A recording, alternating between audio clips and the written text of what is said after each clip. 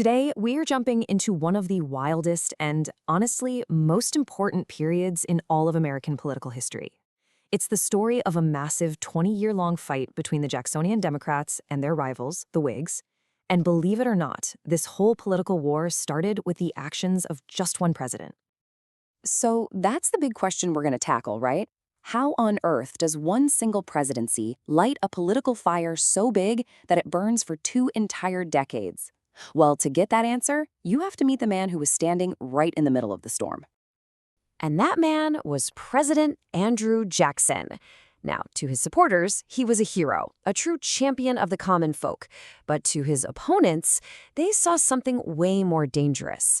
To them, he acted less like a president and more like a monarch, which earned him the nickname King Andrew I. And at the very core of how Jackson saw the world was this idea right here. He believed his power didn't come from Congress or the courts, but straight from the people. And that gave him, in his mind, a mandate to do whatever he thought was necessary. He used this belief to threaten military force during a national crisis, and it sparked a huge debate about presidential power that, let's be honest, we're still having today. This is where we get to the heart of the matter, what's called the Jackson paradox. Because on one hand, Jackson dramatically expanded the power of the president, but at the exact same time, he was fighting to shrink the federal government's role in the economy. He attacked the national bank, he went after federal funding for roads and canals, the so-called American system, and it was this bizarre mix of a strong president wanting a weak government that really lit the fuse for the opposition. So all that opposition needed to go somewhere, right? It needed a name, a banner to rally under. And pretty soon, it formed into a brand new political party, created for one reason and one reason only, to take down King Andrew. And in 1834, it became official. This coalition of Jackson's opponents in Congress got together and started calling themselves the Whigs. Now, that name was a very deliberate choice.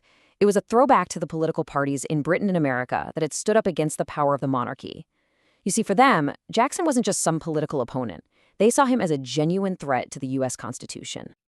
And the differences between these two parties went deep. I mean, just look at their economic ideas. The Democrats wanted a small, cheap central government. The Whigs, on the other hand, were all in on Henry Clay's American system. They wanted a national bank, tariffs, and big government projects. And the role of government? Democrats were hands-off, laissez-faire. Whigs wanted the government to be an active player in the economy. Even their supporters came from totally different worlds. Democrats drew in immigrants and Southern planters, while the Whigs were the party of evangelicals, entrepreneurs, and rising middle-class families. But this political war wasn't just being fought with campaign slogans and votes. No, it spilled over into the very legal DNA of the country, changing the courts and even state constitutions for a whole generation. You see, when Jackson put his loyal ally, Roger B. Taney, on the Supreme Court as Chief Justice, he wasn't just filling a vacant seat. He was installing someone who would use the highest court in the land to bake the democratic vision right into American law, often by completely reversing what the previous court had done. Okay, here's a perfect example of what I'm talking about, the Charles River Bridge case. Under the old rules, if you got a charter from the government to build a bridge, it was pretty much understood that you had a monopoly. But then Taney comes in, and his logic is completely different. He basically says, hey, wait a minute, the community has rights too. And that led to a new rule. The government could now encourage competition to help the public good. This was a huge blow to old money monopolies and a massive win for Jacksonian ideals. And this way of thinking just spread like wildfire. Inspired by what Jackson and Taney were doing in Washington, states all over the country started rewriting their own constitutions. They expanded voting rights, they made more government jobs elected instead of appointed, and they locked Jackson's economic ideas right into state law. It was a revolution for sure. But the Democrats' economic policies were about to face a truly catastrophic test. Just when it looked like the Democrats were on top of the world, disaster struck. A huge economic depression hit the country, shaking it to its core and giving the Whigs the exact opening they've been desperately waiting for. I mean, just look at these numbers. They are absolutely staggering. The Panic of 1837 kicked off a depression that went on for years. Unemployment shot up to 20%. That's 1 in 5 people out of a job. Big construction projects, they basically vanished, dropping by 90%. And if you were lucky enough to still have a job, your wages were cut in half. The whole country was in a state of shock. And who did the public blame? You guessed it, the party in power. Jackson was out of office by then, but his hand-picked successor, Martin Van Buren, was president. And true to his party's beliefs, Van Buren took a completely hands-off approach.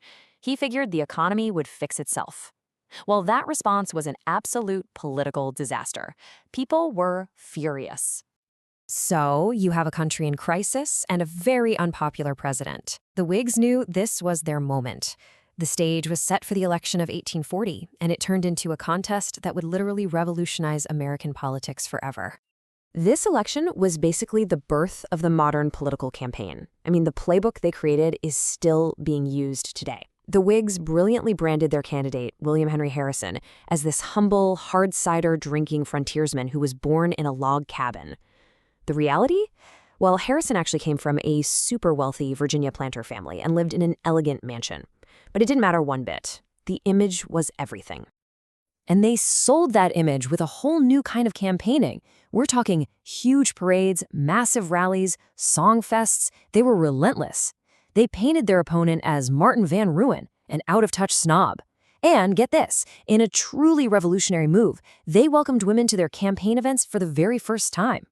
And they tied it all together with one of the most famous slogans in political history, Tippecanoe and Tyler too. So, did all this newfangled campaigning actually work? Oh, you bet it did. This number says it all. A jaw-dropping 80% of eligible voters showed up to cast a ballot in 1840. That was a huge jump from before. All that energy swept William Henry Harrison and the Whigs into power in a total landslide. So, the Whigs had finally done it. They beat the Jacksonians. They won the White House. They were in control. But what happens next is a plot twist so wild, you honestly couldn't make it up if you tried. Just watch how fast their victory completely implodes. Harrison gets inaugurated in March of 1841. 1 month later, he's dead from pneumonia. So his vice president, John Tyler, takes over. But here's the thing, Tyler was only on the ticket to get some Southern votes. He hated the Whig economic plan, and he proceeds to veto all of it. The bank, the tariffs, everything. By 1842, things are so bad that the Whig Party formally kicks its own sitting president out of the party. It's the ultimate political irony. John Tyler, who critics started calling his accidency, was now a president with no party. The Whigs had won the election, but the guy in the White House was pushing the exact Democratic policies they had just campaigned against. Their huge, historic victory was a complete and total failure. And this whole bizarre episode leaves us with a really fascinating question that still echoes today. When a political party wins the election, but the person sitting in the Oval Office refuses to go along with their agenda, who's actually in charge? It's a fundamental question about loyalty, power, and ideology that was born in this chaotic era, and it's one that, in many ways, American politics is still grappling with.